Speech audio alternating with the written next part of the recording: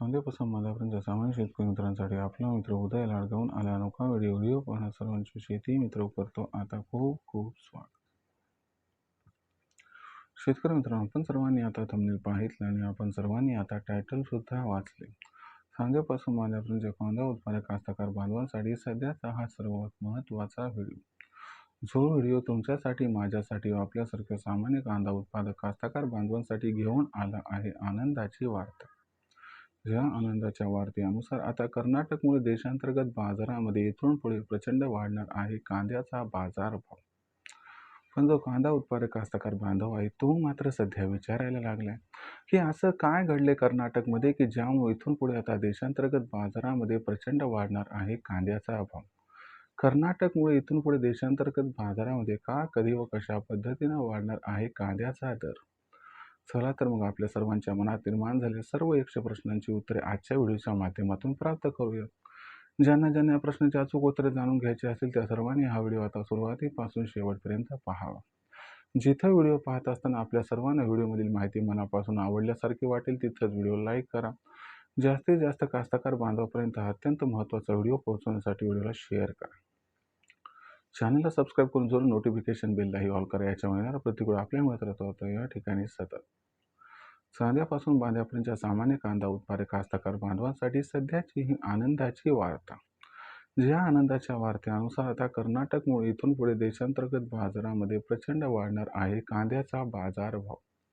पण कर्नाटकमध्ये असं काय घडले की ज्यामुळे इथून पुढे देशांतर्गत बाजारामध्ये आता प्रचंड वाढणारे कांद्याचा भाव.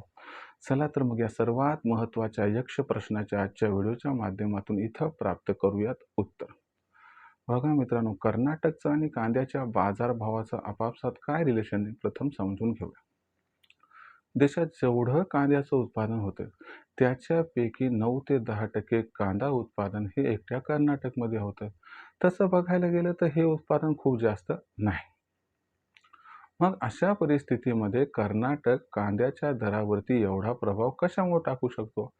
तर लक्षात घ्या मित्रांनो, कर्नाटकचं कांदा उत्पादन यासाठी महत्त्वाचं आहे की कर्नाटकमध्ये घेतल्या जाणाऱ्या कांदा उत्पादनापैकी एक मोठा भाग अर्ली खरीप कांदा लागवडीसाठी फार महत्त्वाचा आहे.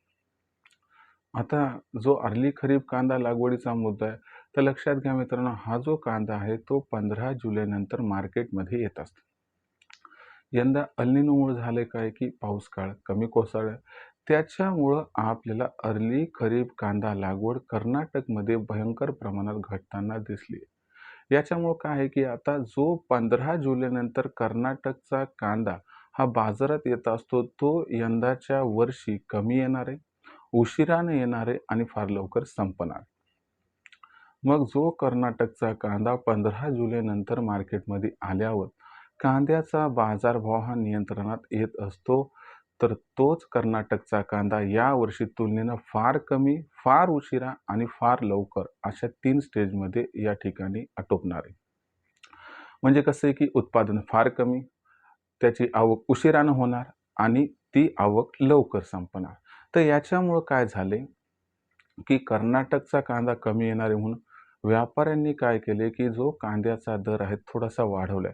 कारण त्यांना माहिती आहे की भविष्यामध्ये कांद्याचा बाजारभाव प्रचंड वाढणार आहे आणि अशा परिस्थितीमध्ये व्यापारी आता खूप जास्त खरेदी 15 जुलैपर्यंत करणार आहेत.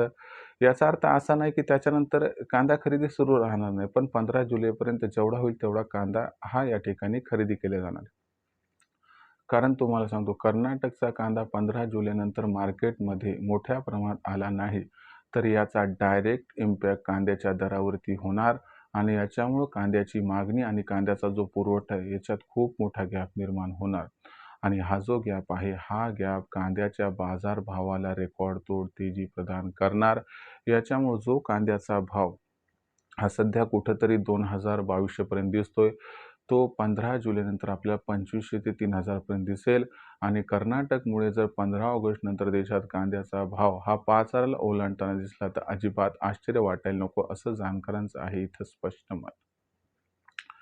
राहिला प्रश्न विक्रीचा, तर तुम्हाला एक ठिकाणी समर्पक सल्ला मी देऊ इच्छितो की घाई गडबड अजिबात करू नका. विक्रीसाठी तुम्ही काय करा, या ठिकाणी एक नियोजन करा आणि नियोजनानुसार 15 जुलैनंतर टप्प्याटप्प्याने प्रत्येक तेजीत कांदा थोडा विक्री करा आणि जास्तीत जास्त कांदा बाजाराच्या भावासाठी रोखून धरा, ज्यामुळे तुम्हाला होईल खूप खूप फायदा.